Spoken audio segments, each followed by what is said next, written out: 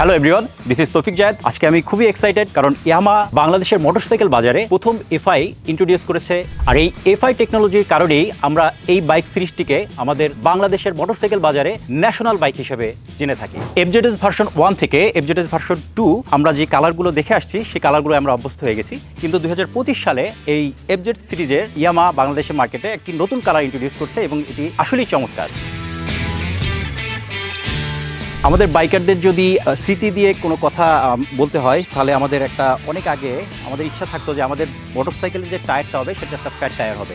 তো এই ক্ষেত্রেও এই এফজি ভার্সনের হাত দিয়েই আমরা এই ফ্যাট টায়ারের প্রথম এক্সপিরিয়েন্স নিতে পেরেছি, সেজন্য ইয়ামাহাকে ধন্যবাদ। 2025 সালে যে নতুন কালারটি, এটা শুধুমাত্র নতুন কালার নয়, নতুন কালারের সাথে একটি মেজর আপগ্রেডেশন হচ্ছে এলইডি হেডলাইট।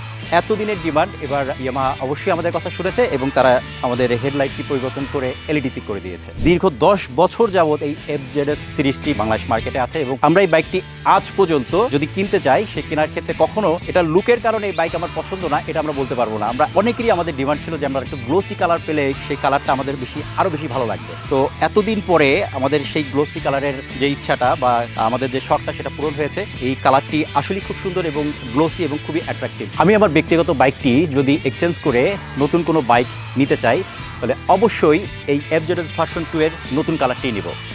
সবাইকে ধন্যবাদ। Yes Yamaha.